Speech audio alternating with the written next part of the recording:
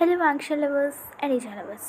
हाँ, मुझे पता है कि आप लोग बहुत ज़्यादा सैड थे और आपको आगे की स्टोरी जाननी है, और इसलिए मैंने एनिमी के पार्ट को रोक के आपके लिए पार्ट 4 बना के स्पेशली मैं आपके सामने हाजिर हूँ, क्योंकि मुझे पता है कि ये पार्ट बहुत ज़्यादा सैड था। सच बताओ तो मेरा दिल खुद इतना ज़्यादा दर्द कर रहा था रिकॉर्डिंग करने में ना, कि मैंने 2 बार एडिटेड डिलीट की, क्योंकि वो सच में बहुत बुरी हो गई थी, क्योंकि मेरी आवाज़ उसमें कट रही थी, क्योंकि मैं बोल नहीं पा रही थी।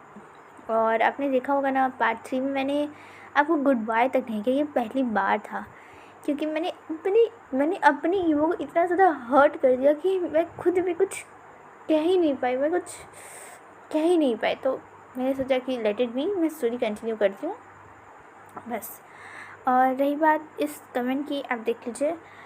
तो मुझे पता है कि जिसमें मीन्स हमारा जान टॉप होता है उसे जान ई कहते हैं, और मैं उसे ईजन्स कहते हैं। मुझे एक्चुअली रिक्वेस्ट है, तो ऐसा नहीं है कि ये कोई गलत रिक्वेस्ट है। हाँ, ये बिल्कुल सही है, ये बात सही है कि उसे जान ई स्टोरी कहते हैं, ना कि ई जान, क्योंकि ई जान में ईगो को टॉप होना चाहिए, पर मैं उसे टॉप नहीं करके मैं हर स्टोरी में उसे ईजान कहती हूँ। उसका एक सबसे मेन कारण है कि मैं ईवो की बहुत बड़ी क्रेज़ी वाली फ़ैन हूँ, और दूसरा कि ये नाम खुद ईवो ने दिया था। आपको पता है ना, जब वो रियलिटी शो में गए थे तो उनकी टीम का नाम था ईजान। तो हाँ, इसलिए मैं उसे जानी नहीं कहना चाहती, क्योंकि जानी को हमने बनाया है, मीन्स फैंस ने बनाया, और ईजान ईवो ने बनाया। तो ऑफ कोर्स मैं ईवो को ही के मीन्स वर्ड को ज़्यादा प्रेफर करूँगी बजाय किसी और के। तो मैं ये आपकी रिक्वेस्ट पूरी तो नहीं कर सकती, पर अगर आपको इससे फिर भी कोई दिक्कत है तो आप मुझे वापस कमेंट कर सकते हैं। तो मैं कोशिश करूँगी कि मैं स्टोरी को जहाँ जान टॉप होता है उसे जान ही कहूँ, और मेरी कोशिश रहेगी, क्योंकि ये पॉसिबल तो नहीं है, क्योंकि मुझे कुछ चीज़ों को सुधारने में बहुत समय लगता है। मैं बहुत ज़्यादा ईगो से कुछ ज़्यादा ही कनेक्टेड फील करती हूँ, तो इसलिए मैं कोशिश करूँगी, अगर हो सका तो मैं ज़रूर जानी का यूज़ करूँगी, पर जब तक नहीं होता तब तक ईजान से काम चला लीजिए। और हाँ, आपको भी हैप्पी रक्षाबंधन। और तो इतने सारे क्यूट सी कमेंट के लिए आपका बहुत बहुत बहुत बहुत बहुत ज़्यादा थैंक यू, और मुझे करेक्ट करने के लिए भी, जबकि मैं करेक्ट होंगी नहीं, ये मैं जानती हूँ। तो चलिए आज का ये पार्ट स्टार्ट करें। तो अभी तक हमने देखा था कि ऑफ कोर्स हमारा ईगो जा चुका है, और जान का रिएक्शन क्या हो सकता है। उसने अपनी वाइफ को खो दिया, उसका रिएक्शन मैं कैसे एक्सप्लेन करूँ, मुझे खुद भी नहीं पता। उसके ऊपर क्या बीती होगी ये हम से कोई फील नहीं कर सकता। वो इतना ज़्यादा प्यार करता है वो से, कभी फील नहीं कर सकते हम, और ना ही कोई शब्द उस फीलिंग को एक्सप्रेस कर सकता है। पेन बहुत छोटा शब्द है, पेन से बढ़कर है कुछ जो उसे फील हो रहा होगा अभी। तो इसे रहने देते हैं। सीन शिफ्ट होता है, और अब हमारा प्यारा सा वांची जो इतने दिनों से सो रहा था, फाइनली वो उठता है। वो अपनी आँखों को रब करते हुए कहता है, चिन चिन चिन कहाँ हो तुम, मुझे भूख लगी है, प्लीज़ कुछ खाने को ला दो ना, मुझे बहुत तेज़ से भूख लगी है। वो दोनों ही आती हैं, और एक सैड आँखों से वो हमारी लज्जा की तरफ देख रही थी। लंजा कहता है, क्या हुआ, तुम ऐसे क्यों देख रही हो, जैसे तुम्हें मेरे लिए बहुत बुरा फील हो रहा है। हाँ, मुझे पता है मैंने खाना नहीं खाया, पर इतना बुरा फील करने की कोई ज़रूरत नहीं है। तुम अभी मेरे लिए खाना ला दो, ठीक है। वो दोनों ईवो के लिए वांगची के लिए खाना लाती हैं, और प्यारा सा लंजा बहुत ही क्यूटली अपना सारा डिनर फिनिश करता है।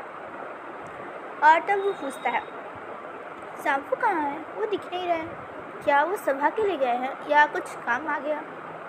वो दोनों ही अपनी आंखें नीचे कर लेती हैं और कुछ भी नहीं रिप्लाई कर रही थी। वांगची कहता है, अरे रिप्लाई करो, कहाँ है सांपू, प्लीज़ बताओ मुझे, वो कहाँ है। अभी भी वो दोनों चुप थी। कोई कुछ कह ही नहीं पा रहा था। हमारा वांगची कहता है, हद है, कुछ तो कहो, तब ना जानूंगा मैं कहाँ है वो। पर चुप, पर अभी भी वो दोनों चुप थी। तो फिर वांगची कहता है, अच्छा ठीक है, मत बताओ, मैं खुद ही ढूंढ लूँगा। हद है, पता नहीं क्यों कह नहीं रही है। और वो वहाँ से उठकर गार्डन की तरफ जाता है, क्योंकि अक्सर रात में उसे जामुन को आराम से बैठकर अर्थ को देखना बहुत पसंद है, क्योंकि रात में अर्थ बहुत ही ब्यूटीफुल लगता है मूनलाइट में। तो वो अक्सर घंटों वहाँ खड़े होकर देखते हैं। ये बात तो अच्छे से हमारा वांगची जानता है। तो वो सबसे पहले वही देखने गया था कि क्या है। उसने बहुत सारी ब्यूटीफुल जगह क्रॉस की। एक बहुत ही ब्यूटीफुल सा वो गार्डन था, पेड़ थी, सुंदर सा, एक बीच में फाउंटेन था, बहुत ही प्यारा सा। उसे क्रॉस करने के बाद एक छोटी सी जगह रहती है जहाँ पे हम लोग बैठ सकते हैं। वो बहुत ही ब्यूटीफुली वो डेकोरेटेड भी था, क्योंकि अक्सर हमारे वांगशन में ही रहते हैं, टाइम बिताते हैं, तो ऑफकोर्स वो बहुत ही ब्यूटीफुली डेकोरेटेड रहता है हमेशा। हमारा वांगची उसके पास जाता है और वो क्या देखता है, वो देखता है और उसके दिल 1000 टुकड़े हो जाते हैं। वो घबरा कर पीछे फाउंटेन के पास आता है, उस पर बैठ जाता है और उसके दिल के 1000 टुकड़े ऑलरेडी हो चुके थे। वो विस्पर करते हुए कहता है, आपने मुझे धोखा दिया। आप किसी और को कैसे कर सकते हैं? और आपने ये क्या किया जाबू? आप किसी और को किस कर रहे हैं और आपका हाथ उसके थाइस में है, उसके बैक पे है। ये क्या है? उसकी आंखों से आंसू गिरना स्टार्ट हो गए थे और मुशियान की नज़र उस पर गई।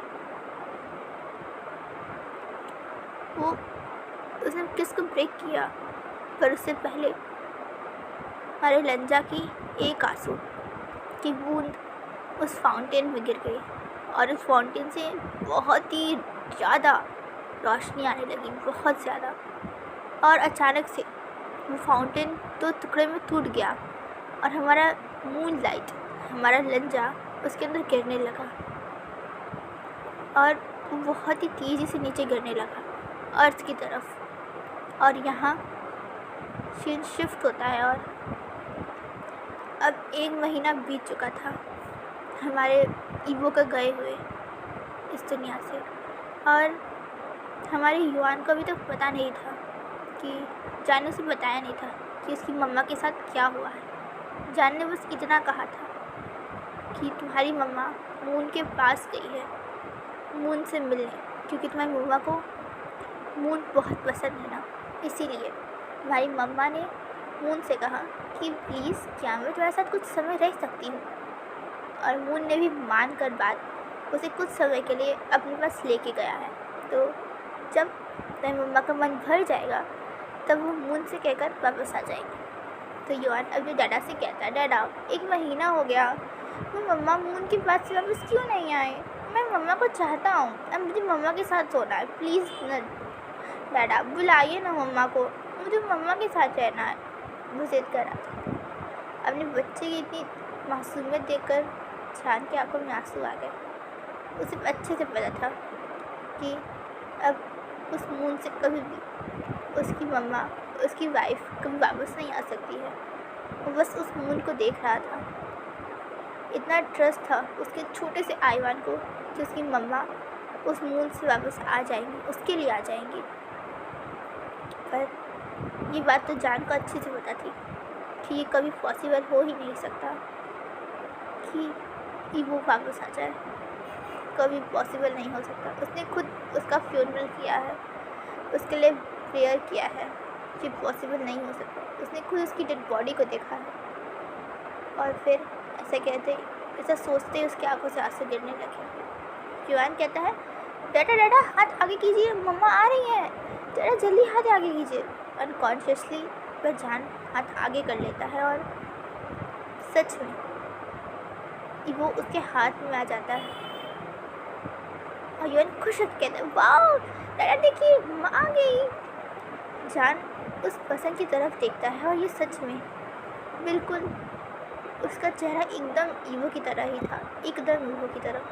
बस अंदर ये था कि उसके बाल लंबे थे और उसने बहुत अजीब से कपड़े पहने हुए थे, बहुत ही डिफरेंट से। उसने शर्ट पैंट या जीन्स कुछ नहीं पहना था, उसने हार्मफुल पहना था जैसे पहले के पुराने के लोग पहनते थे, बस इतना अंतर था। जान तब आकाश की तरफ देखता है और उस वहाँ बहुत ही ब्यूटीफुली मानो 1000 सितारे टूट रहे थे, अपनी जगह से गिर रहे थे। वो नज़ारा बहुत ही ब्यूटीफुल था। युआन कहता है मम्मा डैडा देखिए, मैंने कहा ना कि मेरी मम्मा ज़रूर आ जाएंगी, देखिए मेरे बुलाने पे मेरी मम्मा जल्दी से आ गई चुटकी बजाते ही। युआन खुश हो गया था। युआन ने तो कहा डैडा नीचे बैठिए ना, मुझे मम्मा को देखना है। जान नीचे बैठता है और अभी भी उसके हाथ में वो सो रहा था, वो अनकॉन्शियस पर्सन था। युआन उसे हग करता है और इसे छोटा सा प्यारा सा किस करता है और तब कहता है डैडा अब मम्मा का ध्यान रखिए, युआन अच्छे से खाना खा कर सो जाएगा और तब सुबह मम्मा के साथ वो खेलेगा और सुबह युआन स्कूल नहीं जाएगा, ठीक है। ऐसे कहकर वो चला जाता है और यहाँ जान बस स्टिफ एकदम शॉक में वहीं बैठा रहता है। उसे कुछ समझ ही नहीं आ रहा था कि ये क्या हुआ, ये क्या नज़ारा है जो वो अपने सामने देख रहा है। और ये पर्सन कौन है जो एकदम हुबहू उसके ईवो की तरह दिखता है। आज तक उसने कभी जाना नहीं या किसी और को देखा नहीं जो एकदम डुप्लीकेट ईवो की तरह दिखता है, और ना ही कोई ईवो का ब्रदर था या ट्विन ब्रदर या सिस्टर थी। उसे कुछ भी पता नहीं चला था ये क्या हो रहा है, कैसे हो रहा है। उसके लिए बहुत बहुत बहुत ज़्यादा शॉकिंग था। वो शॉक में फ्रीज एकदम हो गया था। और तब युआन फिर वापस आता है कमरे में और हिलाते हुए कहता है डैडा को डैडा आप ऐसे क्यों लेके मम्मा को बैठे हुए हैं, अब बेड पे उन्हें लेटा दीजिए ना प्लीज़। क्या कर रहे हैं आप, देखिए ना मम्मा की बॉडी कितनी ज़्यादा ठंडी हो गई है, एकदम बर्फ़ की तरह। युआन ने ईवो के हाथ को टच करते हुए कहा, उस पर्सन के हाथ को टच करते हुए कहा। जान ने तब इसे जब जान होश में आया तब उसने कहा हाँ मैं करता हूँ, तो तुम जाओ कमरे में सो जाओ, तो तुम्हें कल स्कूल जाना है ना। तो युआन कहता है अभी तो कहा डैडा कि मैं कल स्कूल नहीं जाऊँगा, ये क्या कह रहे हैं आप, नहीं मुझे मम्मा के साथ खेलना है, मम्मा पूरे 1 महीने बाद आई हैं, ये क्या तरीका है, नहीं मैं नहीं जाऊँगा। जान डांटते हुए कहता है युआन मैंने कहा ना अपने कमरे में जाओ, अगर तुम स्कूल जा रहे हो बस, मैं कुछ भी से ज़्यादा नहीं सुनना चाहता हूँ। वहाँ से आउट करते मुँह फुलाते हुए अपने डैडा से नाराज़ होते हुए वहाँ से चला जाता है। और जान धीरे से अपने हाथ में अपने आँख में जो पर्सन था उसे बेड पर लेटा देता है। और सच में वो हूबहू उसी का ईवो था, मानो उसका ही ईवो था, पर उसकी बॉडी बहुत ज़्यादा ठंडी थी, बहुत बहुत ज़्यादा। जान सोचता है क्या ये सच में पॉसिबल है, क्या ईवो सच में वापस आ गया, पर ये कैसे पॉसिबल है। मैंने तो खुद उसकी डेड बॉडी को देखा है, मैंने खुद उसे बरी किया है, मैंने खुद उसे फ्यूनरल उसका किया है, ये कैसे पॉसिबल है। और तब उसकी दूसरी पर्सनैलिटी कहती है हो सकता है तुम्हारे प्यार ने उसे वापस ला दिया हो, या वो वापस आ गया हो, देखो ना किसी और बॉडी में, शायद से ये कुछ भी हो सकता है ना। अब जान की दो इनर पर्सनालिटीज़, एक जो ये मानने को तैयार नहीं थी कि ये ईवो है, और एक जिसने पहले ही मान लिया था कि ये ईवो है। दोनों की कन्वर्सेशन होती है। पहला कहता है तुम मौन जान, तुम्हें उसकी हेल्प करनी चाहिए, देखो उसकी बॉडी बहुत ज़्यादा ठंडी है, तुम्हें अपनी बॉडी से उसे हीट देनी चाहिए, तुम्हें उसे गर्म करना चाहिए वरना वो मर जाएगा। नहीं, वो तुम्हारा ईवो नहीं है, तुमने उसे ऑलरेडी उसका फ्यूनरल कर दिया है, तो ये ईवो नहीं हो सकता है ये कोई और हो और जिसने प्लास्टिक सर्जरी कराया हो, ये ईवो नहीं है, नहीं ये ईवो ही है। मैं फील कर सकता हूँ, उसकी प्रेजेंस मुझे हैप्पी कर रही है, उसकी हमेशा से जैसे उसकी प्रेजेंस थी हमेशा से मुझे हैप्पी फील कराती थी, और आज भी एकदम सेम टू सेम यही है। आज भी उसकी प्रेजेंस मुझे बहुत ज़्यादा रिलैक्स कामिंग फील करा रही है। जो ये 1 महीने में कभी मैंने फील नहीं किया। पर ये कैसे पॉसिबल है तुम बताओ? कोई मर के इंसान वापस कैसे आ सकता है?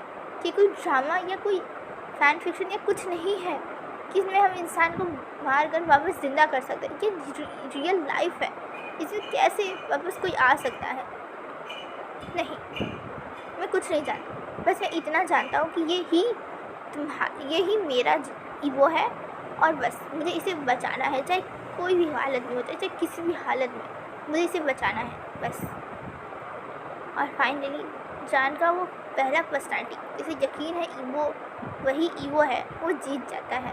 और तब जान कहता है ठीक है, मैं उसे बचाऊंगा। जान धीरे धीरे ढेर सारे कंबल्स निकालता है हमें अलमीरा से और एक के ऊपर एक उसे कवर करने लगता है। पर अभी भी उसकी बॉडी बिल्कुल ठंडी, एकदम ठंडी बर्फ़ की तरह थी और कुछ भी इसका असर नहीं हो रहा था। तो फाइनली जान कहता है ठीक है, अब यही मेरा ईगो है तो मैं करने को तैयार हूँ। तो फाइनली जान धीरे धीरे अपने कपड़े निकालने लगता है और फिर उस पर्सन के, अभी मैं इसे ईगो ही कहूँगी क्योंकि अब जान के लिए ईगो ही है, तो मैं ईगो ही कहूँगी। तो ईगो के भी कपड़े वो निकालने लगता है और उसे टाइटली एकदम पकड़ कर सारे कंबल्स के अंदर उसे हग कर लेता है और टाइटली। और सच में उसकी प्रेजेंस, उसकी बॉडी एकदम ईगो की तरह थी, एकदम ईगो ही था। जान को कंफर्म हो जाता है कि सच में उसका ईगो ही है। और टाइटली उसे हग करता है और अपनी बॉडी की वार्म गर्मी उसे देने लगता है। तो हेलो वांगशु लवर्स, आज के लिए बस इतना ही। अब हम लोग कल देखते हैं कि अगर ये जान के लिए ईगो है, पर सच बात तो ये पता ही है हमें कि कौन है। तो कल अगर लंजा उठता है और खुद को ऐसे पाता है तो उसका रिएक्शन क्या होगा और क्या होगा, तो ये नेक्स्ट पार्ट। ओके, तो गाइस, ऑलवेज लव वांगशन एंड एजा। Bye bye guys and take care of yourself.